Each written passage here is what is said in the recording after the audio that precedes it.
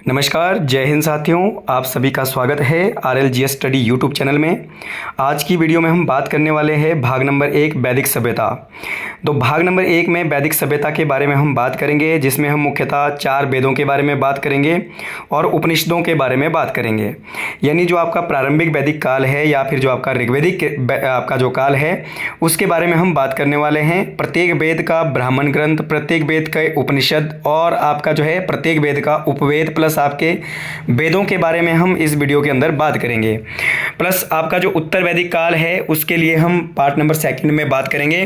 तो दोस्तों, आपका जो वैदिक सभ्यता या वैदिक काल है उसमें वैदिक साहित्य तथा वैदिक काल के जो आर्यों की जो सामाजिक स्थिति या फिर आपका राजनीतिक स्थिति थी या उनकी जो धार्मिक स्थिति थी उस काल के बारे में हम बात करेंगे।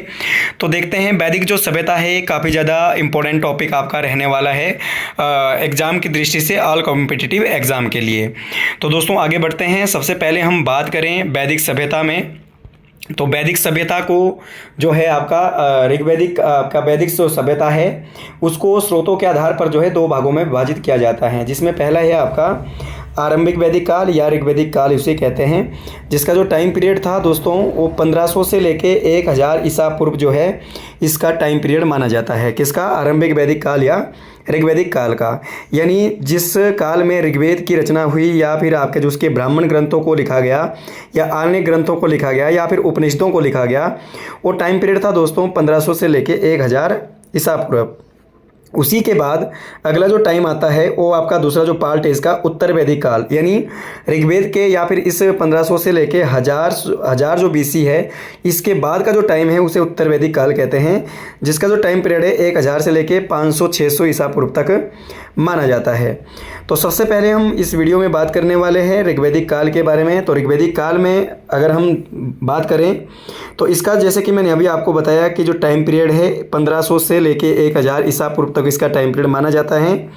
तो इस काल में जितने भी दोस्तों साहित्य लिखे गए, जितने भी इसमें साहित्य लिखे गए उन्हें श्रुति कहा जाता है। तो कई बार प्रश्न आ जाता है एग्जाम में कि निम्नलिखित में से श्रुति के अंतर्गत जो साहित्य है वो किन किन को रखा जाता है। तो दोस्तों सबसे पहले आपने ध्यान रखना, ऋग्वैदिक काल में लिखे गए सभी साहित्य श्रुति कहलाते हैं, क्योंकि इनका जो संकलन हुआ है वो मुख्यतः आपका जो है सुनकर या फिर आपका जो है प्रमुख ऋषि मुनियों के द्वारा इनका संकलन आपका किया गया है। देवताओं के माध्यम से, ऋषि मुनियों के माध्यम से सुनकर जो है इनका संकलन किया गया है, इसीलिए इसको श्रुति कहा जाता है। इसमें मुख्यतः ऋग्वेद आ जाता है, ब्राह्मण ग्रंथ आ जाते हैं, आरण्यक आ जाते हैं और उपनिषद आ जाते हैं दोस्तों। तो ये जो सारे के सारे साहित्य हैं इन्हें श्रुति कहा जाता है, जो ऋग्वैदिक या आरंभिक वैदिक काल में लिखे गए थे। तो सबसे पहले हम इसमें बात करेंगे 4 वेदों के बारे में, ठीक है। तो जो 4 वेद हैं वो कौन कौन से हमारे पास, वो आपका ऋग्वेद है, दूसरा आपका सामवेद है, तीसरा आपका यजुर्वेद है और चौथा आपका अथर्ववेद है। तो ये हमारे पास कुल वेद कितने हैं? 4। सबसे पहले वेद कितने? टोटल 4 वेद हैं, जिनमें से ऋग्वेद हो गया, सामवेद हो गया, यजुर्वेद हो गया और अथर्ववेद हो गया, ठीक है। तो ये हमने 4 वेदों के बारे में बात करी। तो सबसे पहले हम आज बात करने वाले हैं इसमें ऋग्वेद के बारे में। सर्वप्रथम हम बात करेंगे ऋग्वेद के बारे में, जानकारी देखेंगे कि इसमें जो ऋग्वेद है आपका जो सबसे प्राचीन वेद आपका माना जाता है उसमें क्या क्या चीज़ें आपकी संकलित की गई है। सबसे पहले जो ऋग्वेद है दोस्तों ये सबसे पुराना वेद है और ये ऋचाबद्ध है। ऋचाबद्ध मतलब कि आपका जो इसमें इसकी जो भाषा है संस्कृत है और इसमें कुछ ऋचाओं के माध्यम से इसको जो है लिखा गया है, ठीक है। इसके 3 पाठ है, यानी 3 अध्याय इसके हैं, जिसे कहते हैं शाकल, बालखिल्य और वाशकल। तो इसके कुल कितने भाग है दोस्तों? 3 भाग है, ठीक है। कितने जो अध्याय मिलते हैं इसके? 3 अध्याय हैं, 3 भागों में इसको कैटेगराइज किया गया है, शाकल, बालखिल्य और वाशकल। ऋग्वेद में कुल जो आपके जो मंडल है, कुल मंडल कितने हैं दोस्तों? 10 मंडल कितने हैं? 10। और इसमें कुल सूक्त कितने? 1028 और कुल मंत्र कितने? 10,552। तो ध्यान रख लेना, ऋग्वेद में कितने पाठ है? 3 पाठ हैं, शाकल, वाशकल और बालखिल्य। और इसमें कुल मंडल कितने हैं दोस्तों? 10 हैं। और सूक्त कितने हैं? 1028 और मंत्र कितने हैं? 10,552 इसमें मंत्र है। ऋग्वेद को पढ़ने वाले जो पुरोहित है दोस्तों उन्हें होत्री कहा जाता है या होता भी कहा कहते हैं कई बार, ठीक है। होता या होत्री कहा जाता है, यानी ऋग्वेद की ऋचाओं को पढ़ने वाले या गाने वाले जो पुरोहित हैं उन्हें होत्री कहा जाता है। तो प्रश्न पूछा जाता है कि ऋग्वेदिक काल में होत्री के कौन थे? तो होत्री ऋग्वेद का आपका जो अध्ययन करने वाले या उसका गान करने वाले जो पुरोहित थे उन्हें होत्री कहा जाता था, ठीक है। इसी के साथ ऋग्वेद के प्रथम और 10वें मंडल को सबसे अंत में जोड़ा गया था। ऋग्वेद का पहला और जो आपका 10वां जो मंडल है ये सबसे अंत में जोड़े गए थे दोस्तों, ध्यान रखना। तो ये सबसे नए हैं, तो ये सबसे नए हैं, तो ये आपने बात ध्यान रख लेने की कि ऋग्वेद के सबसे जो नवीनतम जो मंडल हैं, क्योंकि वो बाद में जोड़े गए हैं, सबसे लास्ट में इनका संकलन किया गया है, तो इसीलिए इसको जो है आपके सबसे नवीनतम मंडल इसको माना जाता है, पहला और 10वां। ऋग्वेद के 2 से लेकर 7 तक जो मंडल की ऋचाएँ हैं वो सबसे प्राचीन है, यानी 2 से लेकर 7 तक, दूसरा, तीसरा, चौथा, पांचवा, छठा और 7वां, इसकी जो ऋचाएँ हैं, इन मंडलों की जो ऋचाएँ हैं सबसे प्राचीन है। तो ऋग्वेद के कौन से जो मंडल है सबसे पुराने हैं, तो वो है दोस्तों आपका जो है 2 और 7, 2 से लेकर 7 तक। ऋग्वेद के 8वें मंडल, अगर हम 8वें मंडल की बात करें तो 8वां जो मंडल है वो हाथ से लिखी ऋचाओं को खिल कहते हैं इसकी, यानी जो 8वां मंडल है, 8वें मंडल में जो आपकी हाथ से लिखी गई ऋचाएँ हैं उन्हें खिल कहा जाता है। क्या कहते हैं दोस्तों? खिल। तो ऋग्वेद साहित्य में खिल क्या है, यानी 8वें मंडल की लिखी गई ऋचाओं को खिल कहते हैं। पहला और 10वां सबसे नया है, 2 से लेकर 7 तक सबसे पुराने हैं, और 8वें की अगर बात हम करें तो आपका उसे खिल कहा जाता है जो हस्तलिखित है। तो प्रश्न ये भी पूछा जाता है कि किस मंडल की ऋचाएँ हस्तलिखित है, तो 8वें मंडल की जो ऋचाएँ हैं वो हस्तलिखित है। इसके बाद अगर हम आगे बात करें इसमें, तो ऋग्वेद की ऋचाओं को जो है आपका जो है ऋग्वेद की ऋचाओं के पुरुष रचयिता, सबसे पहले आपने ध्यान रखना कि ऋग्वेद को जो लिखने वाले जिन्होंने ऋग्वेद की ऋचाओं को लिखने में महत्वपूर्ण योगदान दिया वो कौन कौन से पुरुष थे दोस्तों? तो सबसे पहले इसमें गृहस्थसमद है, विश्वामित्र थे, या ऋषि अत्रि थे, ऋषि भारद्वाज थे, ऋषि वशिष्ठ थे। तो ये सारे के सारे जो पुरुष हैं और ऋग्वेद के रचनाकार से संबंधित है, ऋग्वेद की ऋचाओं से संबंधित थे। इनके द्वारा ऋग्वेद की विभिन्न जो आपकी ऋचाएँ हैं वो लेखनबद्ध की गई थी, तो ये आपने बात ध्यान रख लेनी है। इसी संदर्भ में अगर महिलाओं की बात करें कि ऐसी कौन सी महिलाएं थी जिन्होंने ऋग्वेद से संबंधित जो ऋचाएँ हैं उसका लेखन या आपका जो उसका अध्ययन किया था, तो इनमें पहली है Lopamudra, is very very important. Lopamudra, Ghosha थी, शची थी, ये जो सारी की सारी जो महिलाएं हैं वो संबंधित थी ऋग्वेद की ऋचाओं के संकलन से। तो इसमें जो ऋग्वेद के लेखन में जो योगदान दिया, पुरुषों के साथ साथ पुरुष जो आपके पुरुष जो ऋषि थे उनके साथ साथ जो आपकी महिला जो आपकी थी उन्होंने भी काफ़ी योगदान दिया था। तो ऋग्वेद के जो रचनाकार हैं वो कोई एक ऋषि नहीं बल्कि अनेक ऋषियों के द्वारा इसकी रचना की गई थी, जैसा कि मैंने आपको पहले बता दिया है। तो पुरुष रचयिता में अगर हम बात करें तो इसमें गृहस्थसमद थे, आपके विश्वामित्र थे, ऋषि विश्वामित्र थे, ऋषि अत्रि थे, ऋषि भारद्वाज थे और ऋषि वशिष्ठ, और भी बहुत सारे ऋषि थे जिन्होंने ऋग्वेद का संकलन किया। और उसी तरफ से दूसरी तरफ से महिलाओं की अगर बात करें तो इसमें लोपामुद्रा थी, घोषा थी, शची थी, ये सभी जो महिलाएँ हैं इनके द्वारा ऋग्वेद की जो अलग अलग जो ऋचाएँ हैं उनका संकलन किया गया था। ऋग्वेद का अगर तीसरा मंडल की अगर बात करें, ऋग्वेद का जो तीसरा मंडल है दोस्तों, इसी मंडल से प्रसिद्ध गायत्री मंत्र, इसी मंडल से प्रसिद्ध जो गायत्री मंत्र है वो लिया गया है जो सूर्य देवता को समर्पित है। तो ध्यान रखना, गायत्री मंत्र ऋग्वेद का सबसे महान आपका जो है प्रखंड जो आपका मंत्र है वह आपका गायत्री मंत्र, ठीक है। तो ऋग्वेद की किस मंडल से लिया गया है? तो ये लिया गया है फ्रेंड्स किस कौन से मंडल से? तीसरे मंडल से। और ये गायत्री मंत्र जो है किस देवता को समर्पित है? तो सूर्य देवता को ये समर्पित है। और अगर देवी पूछी तो आपकी देवी आपकी सावित्री, देवी कौन सी? सावित्री। और देवता कौन सा? आपका जो है सूर्य। ऋग्वेद का जो 10वां मंडल है, तो ऋग्वेद के 10वें मंडल की अगर बात करें, 10वां मंडल में सबसे पहली बार 4 वर्णों का उल्लेख किया गया है दोस्तों।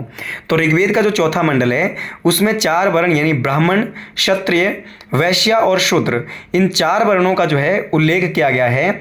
और इन चारों वर्णों का जो उत्थान है एक विराट पुरुष के शरीर से बताया गया है।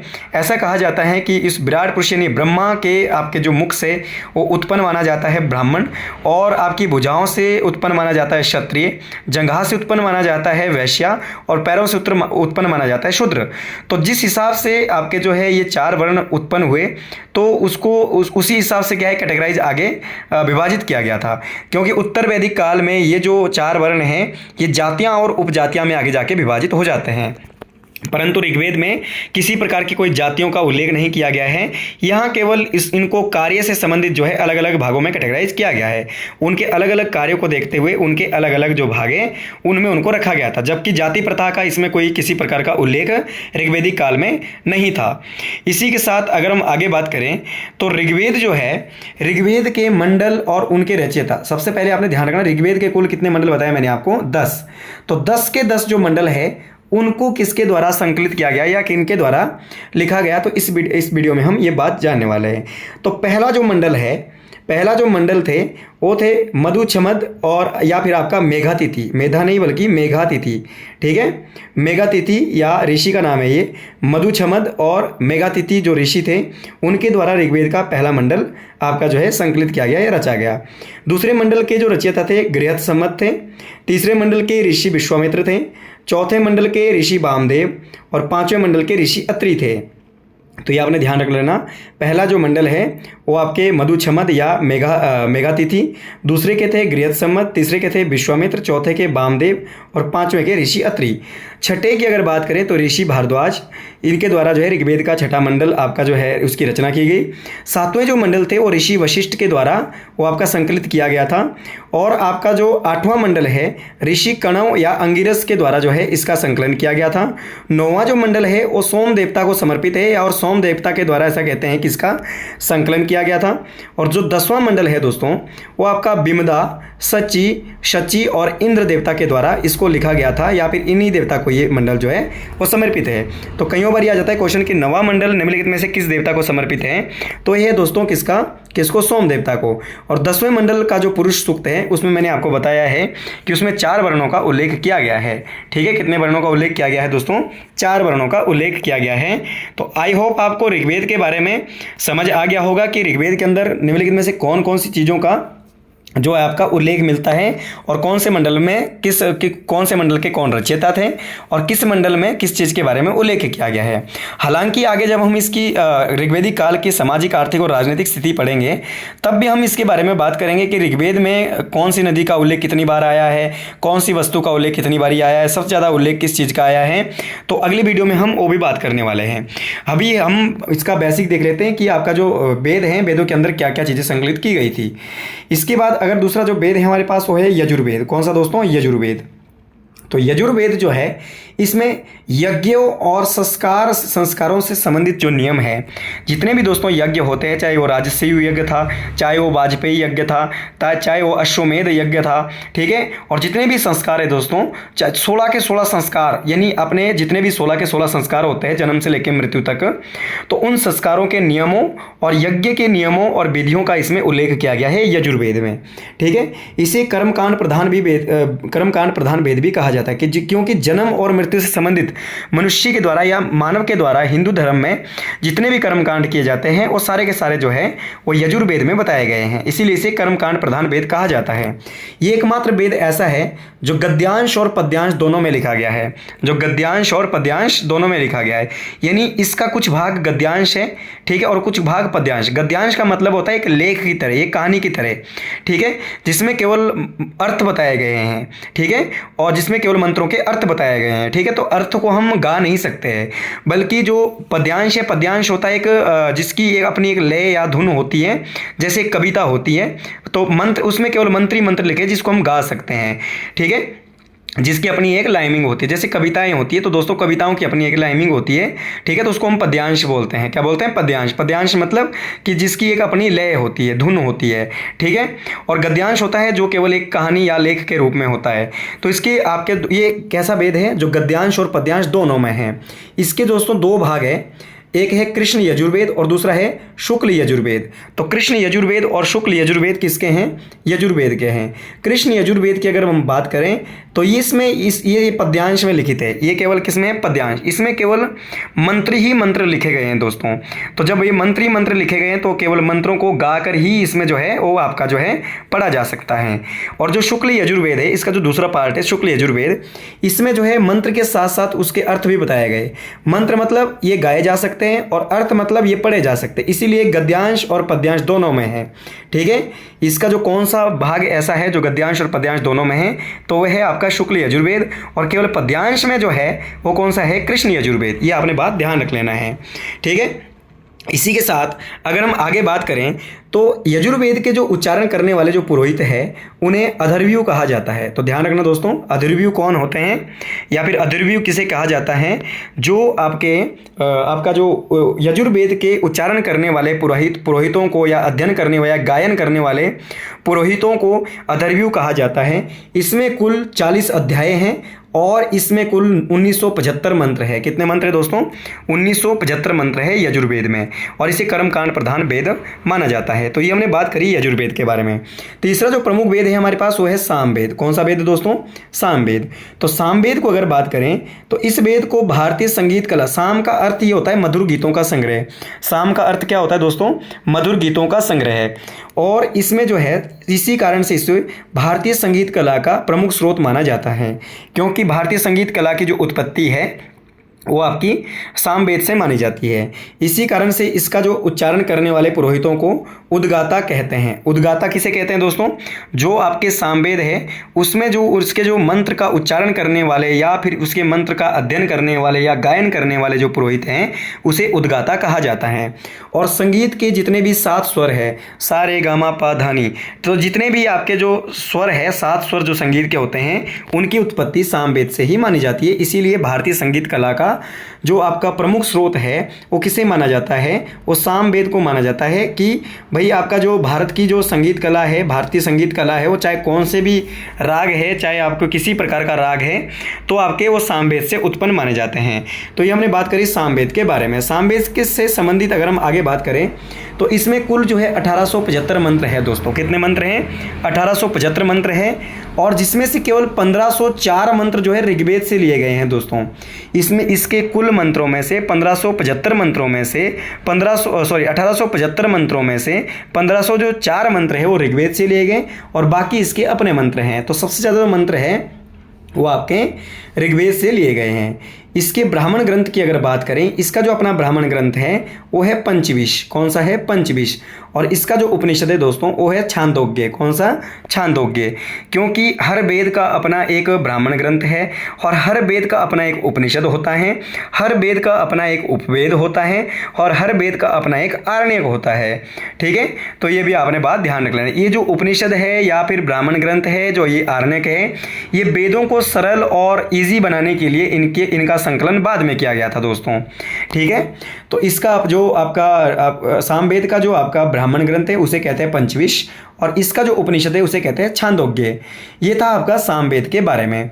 चौथा यानी अंतिम जो वेद है हमारे पास वो है आपका कौन सा, अथर्ववेद। कौन सा है दोस्तों, अथर्ववेद है। तो ये भी आपने बात ध्यान रख लेना है। तो अथर्ववेद की अगर बात करें तो इसकी जो रचना है अंगिरस ऋषि के द्वारा की गई थी। अंगिरस ऋषि जो है इसके संकलनकर्ता माने जाते हैं। और अंगिरस ऋषि के बारे में मैं पहले भी आपको बता चुका हूँ कि जो ऋषि अंगिरस थे उनके द्वारा जो है वो ऋग्वेद का कौन सा मंडल जो है और लिखा गया था, 8वां मंडल लिखा गया था, जैसे कि आप यहाँ देख सकते हैं, ठीक है। तो अंगिरस ऋषि के द्वारा 8वां जो आपका मंडल है ऋग्वेद का वो आपका लिखा गया था।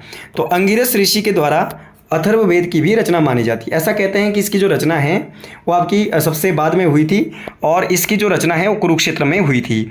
इसके बाद इसमें कुल 6000 मंत्रों का संग्रह है दोस्तों। इसमें कुल कितने मंत्र हैं, वो 6000 मंत्र हैं, और इसके 20 अध्याय हैं, और 731 इसके सूक्त हैं, ठीक है। इसमें कुल 6000 मंत्र है, 20 अध्याय हैं, और 731 इसमें सूक्त है, और इसके उच्चारण करने वाले पुरोहितों को ब्रह्मा कहा जाता है। क्या कहते हैं दोस्तों, ब्रह्मा कहा जाता है। तो ये हमने अथर्ववेद के बारे में बात करी। अथर्ववेद से संबंधित यदि आगे बात करें तो ये अथर्ववेद जो है इसमें जादू टोना, तंत्र मंत्र आदि का वर्णन किया गया है, ठीक है। तो ये भी आपने बात ध्यान रखना। इसमें जो तंत्र मंत्र, जादू टोना या चुड़ैल या भूत प्रेत को वश में करना या उनसे छुटकारा पाने के लिए विभिन्न प्रकार के साधनों का या विभिन्न मंत्रों का प्रयोग करना वो आपके अथर्ववेद में बताया गया है। वो किस में बताया गया, अथर्ववेद में बताया गया है। इसका जो ब्राह्मण ग्रंथ है दोस्तों वो है गोपथ। कौन सा, गोपथ। ध्यान रखना, गोपथ किसका ब्राह्मण ग्रंथ है, वो है आपका अथर्ववेद का। इसकी 2 शाखाएं हैं दोस्तों, पिलाद और शौनक। इसकी 2 शाखाएं हैं, पिलाद और दूसरी कौन सी है, शौनक, ठीक है। मुंडकोपनिषद इसका एक प्रमुख उपनिषद है। मुंडकोपनिषद के बारे में आपने सुना भी होगा कि जो हमारा राष्ट्रीय वाक्य है सत्यमेव जयते, जो कि अशोक के सारनाथ स्तंभ से आपका हमने लिया है, और इसी सारनाथ स्तंभ से आपका जो है अशोक चक्र भी हमने लिया है। अशोक का जो सारनाथ स्तंभ है दोस्तों, ये इलाहाबाद आपका उत्तर प्रदेश के सारनाथ के अंदर है, जो आपका जो है अशोक के द्वारा स्थापित किया गया था। उसका जो शीर्ष है, अशोक स्तंभ का जो शीर्ष है वो हमारा राष्ट्रीय चिन्ह है, और इसी राष्ट्रीय चिन्ह से हमने अशोक चक्र लिया है अपने राष्ट्रीय ध्वज के अंदर, जिसकी कि 24 तीलियां हैं और जिसे कि धर्म, समृद्धि और समय का प्रतीक माना जाता है। ठीक है, तो और जो आपका जो इसी से हमने क्या लिया है, सत्यमेव जयते, जो हमारा राष्ट्रीय वाक्य है। तो ये मुंडक उपनिषद से लिया गया है, और मुंडक उपनिषद जो है अथर्ववेद का उपनिषद है। ये हमने बात किया उपनिषद के बारे में। तो इसके अलावा अगर हम वेदों, उपवेदों की बात करें, उपवेद की अगर बात की जाए, तो प्रत्येक, मैंने बताया अभी आपको कि हर वेद का अपना एक क्या होता है, उपवेद होता है। ठीक है, क्या होता है, उपवेद होता है, और हर वेद का अपना एक क्या होता है, ब्राह्मण ग्रंथ होता है दोस्तों। तो यहाँ अपने बात ध्यान रख लेनी है। तो सबसे पहले ऋग्वेद, ऋग्वेद का जो उपवेद है वो कौन सा है, आयुर्वेद। कौन सा, आयुर्वेद। ठीक है, ऋग्वेद का जो सबसे पहले मैं आपको उपवेद बता दूं, उपवेद भी कितने हैं, 4 है। उपवेद कितने दोस्तों, 4 है। ठीक है, आयुर्वेद, धनुर्वेद, गंधर्ववेद और शिल्पवेद। आयुर्वेद का जो संबंध है वो जड़ी बूटियों से या फिर बीमारी उपचार से संबंधित जो आपकी उपचार से संबंधित जो आपके साधन हैं वो आपके आयुर्वेद से संबंधित हैं। इसके प्रमुख जो आचार्य माने जाते हैं वो धन्वंतरी माने जाते हैं, और आपके जो, ये ध्यान रखना, जो आयुर्वेद के प्रमुख जो आचार्य माने जाते हैं वो धन्वंतरी माने जाते हैं। और धनुर्वेद का संबंध युद्ध कला से संबंधित है, जिसके प्रमुख आचार्य विश्वामित्र माने जाते हैं। गंधर्व वेद की अगर बात करें तो संगीत कला से रिलेटेड है, ये आपका संगीत कला के बारे में इसमें जानकारी मिलती है। और इसके जो प्रमुख आपके जो आचार्य माने जाते हैं, भरत मुनि यानी नारद मुनि को इसका प्रमुख आपका जो है ज्ञाता माना जाता है। शिल्प वेद की अगर बात करें तो भवन निर्माण कला से संबंधित हैं, जिसके जो प्रमुख आपके जो निर्माता या आपके संकलन करता है आपके विश्वकर्मा माने जाते हैं, देवशिल्पी विश्वकर्मा। ठीक है, स्वर्ग निर्माता विश्वकर्मा को शिल्प वेद के रचयिता माने जाते हैं। तो आपने ध्यान रखना है कि कौन से वेद का उपवेद कौन सा था। जैसे ऋग्वेद का कौन सा है, आयुर्वेद। यजुर्वेद का कौन सा, धनुर्वेद। सामवेद का कौन सा है, गंधर्ववेद। और अथर्ववेद का कौन सा, शिल्पवेद है। तो इस तरीके से आप यहाँ पर ध्यान रख सकते हैं। अब प्रत्येक वेद का अपना ब्राह्मण ग्रंथ भी है। तो जैसे ऋग्वेद का कौन सा है, ऐत्रेयी और कोशितकी। ऋग्वेद का ब्राह्मण ग्रंथ कौन सा है, ऐत्रेयी और कोशितकी। यजुर्वेद का कौन सा है, शतपथ और तैत्रेयी। और सामवेद का कौन सा है दोस्तों, पंचविश। और अथर्ववेद का कौन सा है, गोपथ। ये हम पहले भी बात कर चुके हैं दोनों।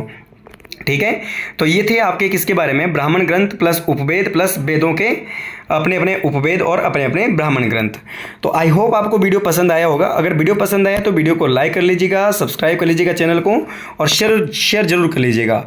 इसी के साथ अगर आगे हम बात करें आपकी जो है अन्य संदर्भ में, तो अन्य जो आपके अगला जो हम बात करेंगे उपनिषद के बारे में। तो उपनिषद की अगर बात करें तो उपनिषदों की कुल संख्या जो है दोस्तों कितनी है, 108 है।